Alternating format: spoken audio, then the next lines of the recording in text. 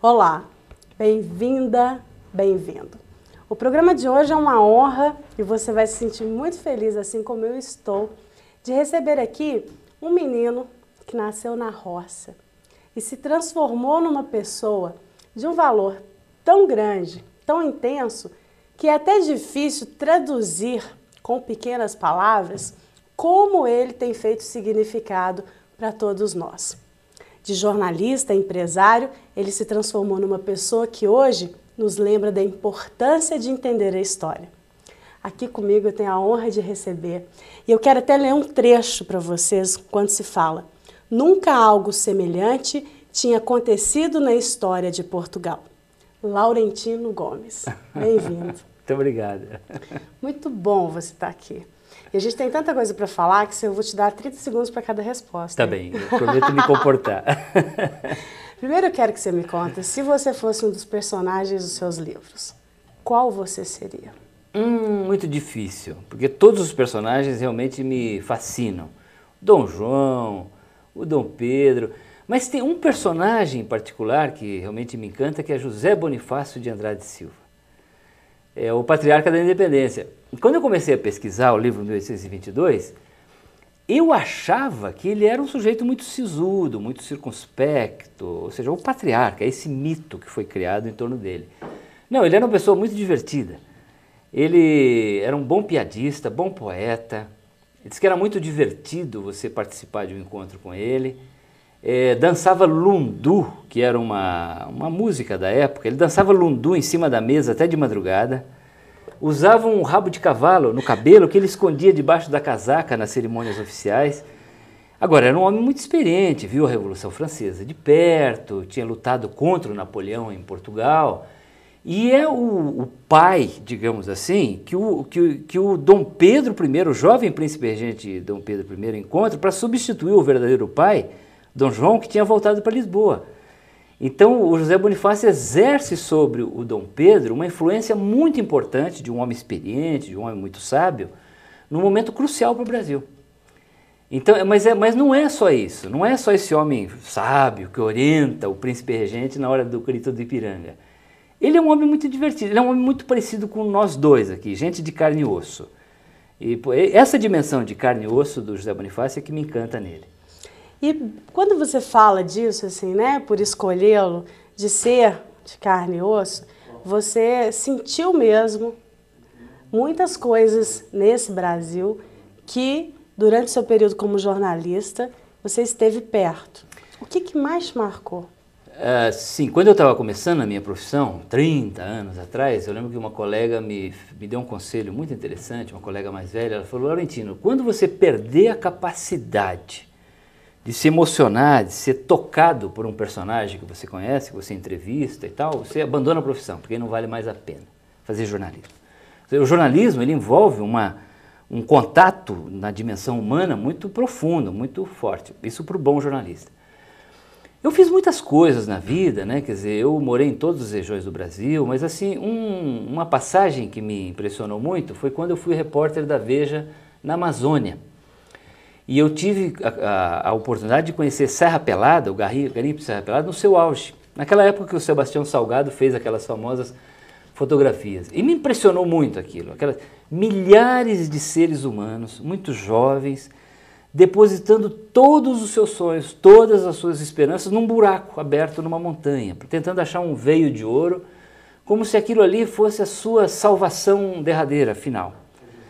Um mundo muito cruel, de muita violência, de muita prostituição, de muito sofrimento humano, com alguns poucos vitoriosos, que eram os garimpeiros que achavam o veio de ouro, e milhares de frustrados. Então, aquela condição humana ali me chamou muita atenção.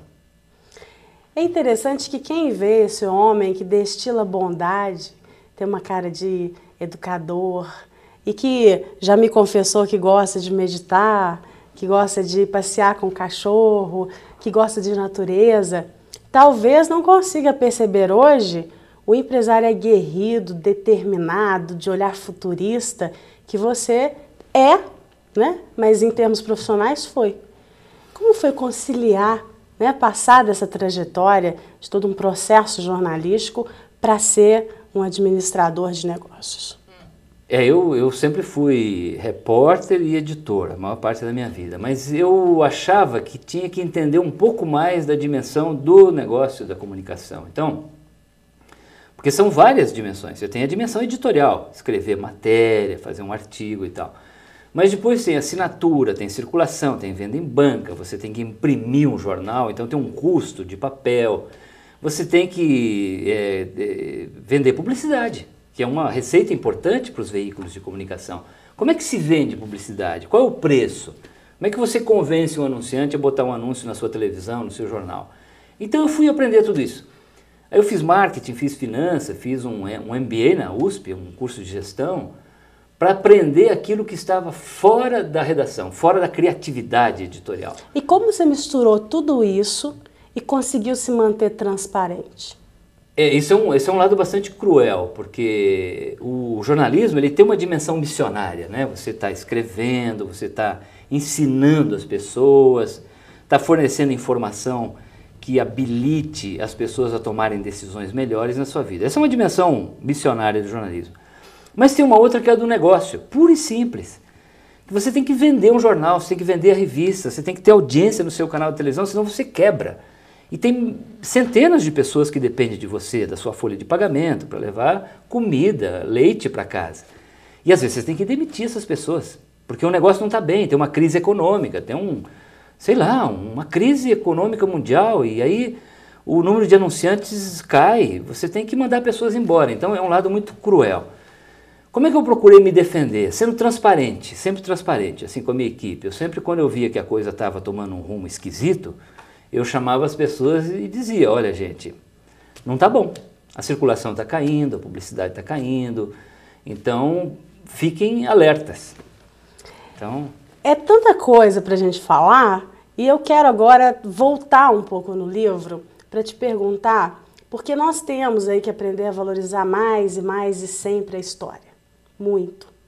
E você escreve sobre história do Brasil de um jeito como nunca ninguém escreveu e põe reveladamente esses personagens de uma maneira como eles nunca foram expostos.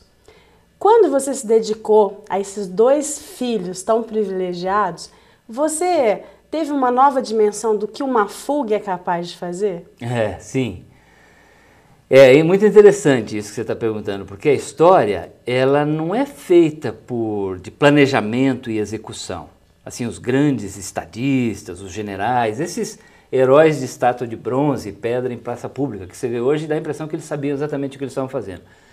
A história é feita por pessoas em carne e osso, com medos, com angústias, com coragens, com virtudes e defeitos, que são capturadas por um turbilhão que são os acasos e circunstâncias. Então, a decisão do Dom João de fugir de Portugal, que aparentemente é uma coisa covarde, não é. É uma decisão profundamente transformadora na história de Portugal e do Brasil. E forçado pela circunstância, ele estava fugindo de Napoleão Bonaparte. Eu teria fugido também. Então eu considero que o Dom João, ele é um rei fujão, mas ele não é um rei covarde. Ele estava tomando uma decisão razoável naquela altura. Fugir para o Brasil era uma decisão até bastante inteligente. Agora mostra também que nem tudo você faz por sua própria vontade. Geralmente, tanto na vida quanto na história, nós somos mais caudatários, agentes secundários do que protagonistas. Existem coisas que fogem ao nosso controle. Isso é bonito também, isso tem valor importante, também, né? Aliás, é importante para você ter uma vida saudável, centrada, você perceber essa dimensão de que, aliás, a maioria das coisas que acontecem com você não depende do seu controle. Isso dá uma liberdade muito grande, é uma liberdade até de respirar. Você fala, ok, então eu nado nesse rio, que é o rio da vida, que vai levando tudo adiante. Eu sou parte desse rio. E não adianta nadar contra ele. Isso vale para a vida das pessoas, mas também para a história. A história também faz parte desse rio caudaloso, que é a grande aventura humana acontecendo diante dos nossos olhos o tempo todo, né? Você tem percorrido várias cidades, países, tem feito palestras, hoje temos o privilégio de tê-lo aqui para uma palestra também. Isso mudou você? Mudou. Eu acho que assim, o livro ele é um objeto de grande transformação. Um livro, quando ele é importante, porque também tem livros banais que não mudam nada, né?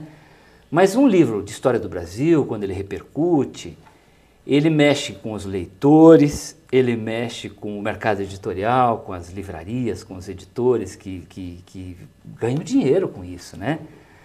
Mas ele mexe principalmente com o autor. O criador não fica imune ao destino da criatura. O destino da criatura mexe no criador.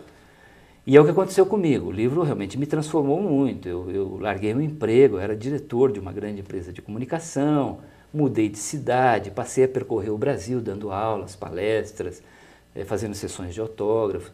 Voltei a reencontrar um Brasil que eu tinha conhecido 30 anos antes como repórter, como um jovem repórter. Um Brasil muito mudado, um Brasil que está mudando muito. E que às vezes você não consegue perceber só ficando em São Paulo, Rio e Brasília. Você precisa botar o pé na estrada. O que me anima muito. Hoje eu sou uma pessoa mais otimista em relação ao Brasil do que eu era antes de lançar o livro. Eu percebo que fora de Brasília, fora da crise política, dos grandes questionamentos a respeito da ética, da corrupção e tal, existe um Brasil muito forte na base, que está se constituindo. E que você só vê se você for visitar, for a Uberaba, for a Fortaleza, a Caruaru, a Pelotas, no Rio Grande do Sul e a Caxias do Sul, né? Quando você fala nesse tema que trata dos caminhos da independência, que trem que a gente tem que pegar para poder entrar nessa trilha? Esse é o momento fundador do Brasil, ou seja, o Brasil foi descoberto em 1500, mas ele só se constitui, ele só é inventado como país com a chegada da corte em 1808 e depois a independência em 1822, que é consequência direta da chegada da família real portuguesa ao Rio de Janeiro. Mas é interessante observar como é que esse Brasil é constituído. Ele é um Brasil construído de cima para baixo. Porque nós herdamos do período colonial uma sociedade estruturada na base de latifúndio, concentração de riqueza, escravidão, analfabetismo e muita pobreza. Então o Brasil, quando ele começa a se constituir como país, você não tem uma sociedade organizada como havia, por exemplo, nos Estados Unidos, em 1776, uma sociedade alfabetizada, com universidades, com imprensa, com livros, que rompe com a Inglaterra e cria o Estado de baixo para cima. Aqui é o contrário. É um rei que chega de fora, fugindo do Napoleão, e começa a criar o Brasil de cima para baixo. E mesmo com essa herança, para nós podermos finalizar, infelizmente, nós vamos nos manter na independência? Vamos sim, mas assim, pela primeira vez o Brasil está vivendo uma experiência inédita, que são 26 anos de democracia. Portanto, é a primeira vez que todos nós estamos sendo chamados a participar da construção nacional. Para essa construção ser bem sucedida, nós precisamos entender o passado e aceitar o nosso passado, aceitar que nós somos diferentes. E aí sim também nós vamos construir um Brasil diferente no futuro. Muito obrigada por você estar aqui e seja feliz, assim como você tem também nos deixado com as suas obras. Parabéns pelo Prêmio Jabuti, que simboliza todo esse homem de valor e também essas obras que são uma existência por si só. Muito obrigada. Eu que agradeço. Muito obrigado. A você que está em casa, o nosso carinho e agradecimento. Esteja sempre conosco, sua audiência é fundamental para que possamos fazer um mundo melhor. Entre em contato, dna@band.com.br, dê suas ideias, elas são importantes. Muito obrigada. Até mais.